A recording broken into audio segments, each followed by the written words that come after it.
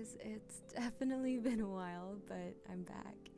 This is me trying out Sennelier's La Palette Aquarelle, and you can check out me unboxing this in my previous video. So without further ado, let's get to it.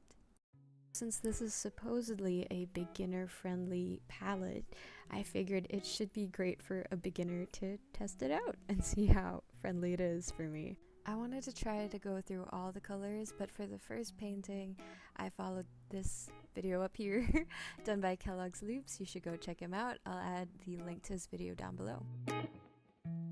This is going to be a pretty lengthy video because I wanted to make something that you could just relax to and kind of watch through while you do your own thing and I'm doing my thing here. But yeah, I could just narrate. So first I saturated the whole panel with blue, a really light wash. And next I'm going to try to make a gradient with it.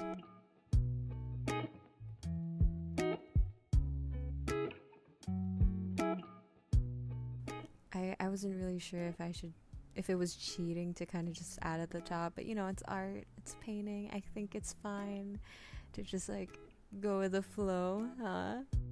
Okay, I'm sorry you had to hear that. Yeah, okay, this is just me painting now.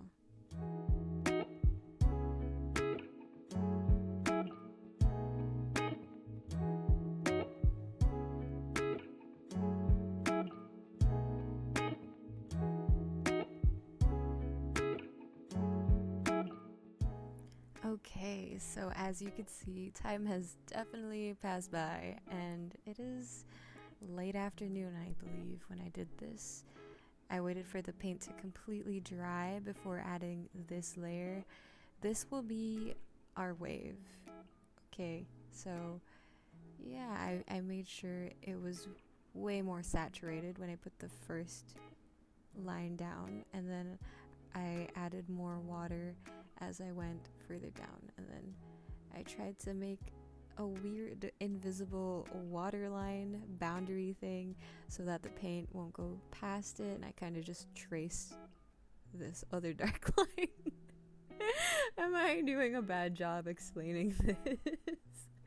But yeah, I mean, yeah, you can see it, but yeah.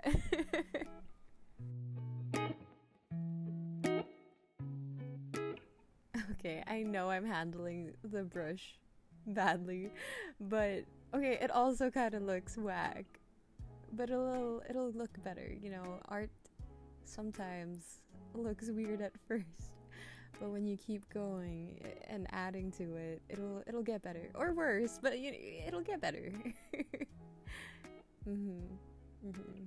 Just keep dabbing on that paper, girl. You got it.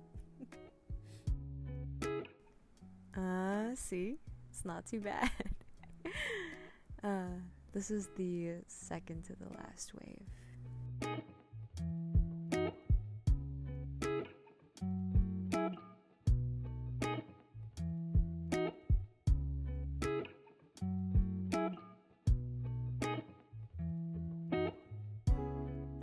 It's important to note to let each wave dry before adding the next one, because you don't want all the colors to mix and then the gradient's gonna get all messed up. So yeah, this is a very time consuming kind of painting, but you know, it's worth it in the end. If you have those blow dryer looking things though, or are they blow dryers? I see people in those art channels use them, and yeah, that speeds things up a bit.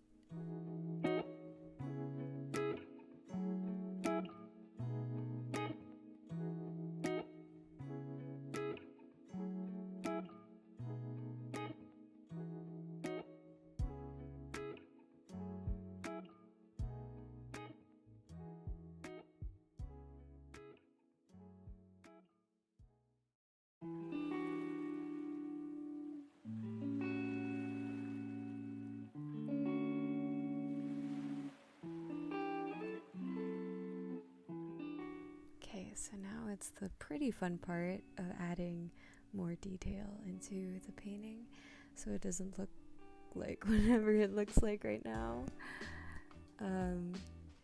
My first dip into the white from the palette, it seemed a bit transparent, but the more I dipped into it and added water, it got more opaque.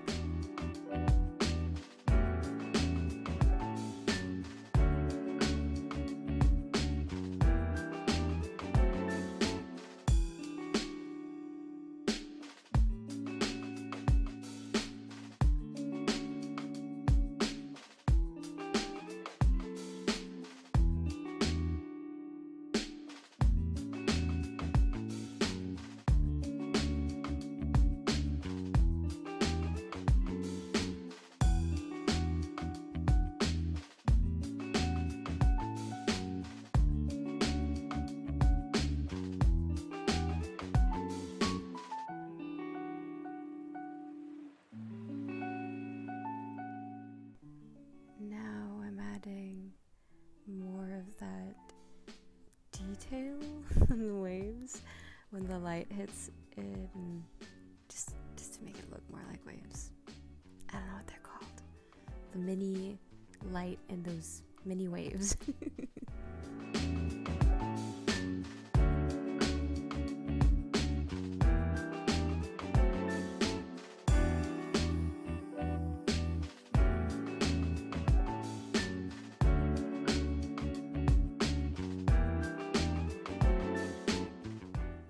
Wanted the white to stand out here in this painting, so I got out my white gel pen and just traced it at the edge of the wave, but only at the edges or where the waves divide. I didn't really need to add it on the detail in the upper part of the wave.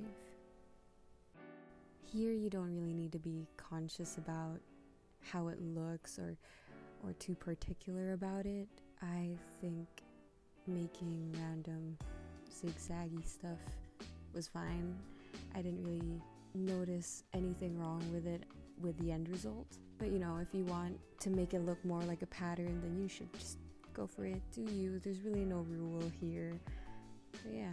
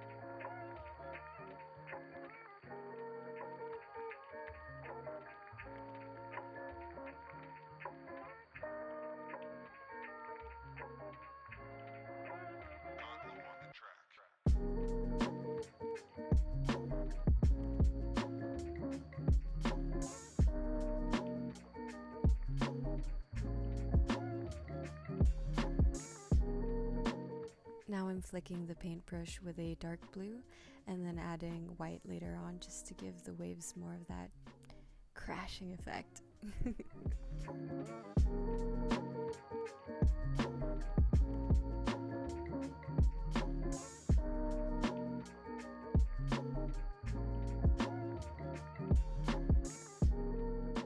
And that's about it. Tune in to my next 2 videos for my progress and the final result. Thank you so much for watching, and I'll see you on the next one.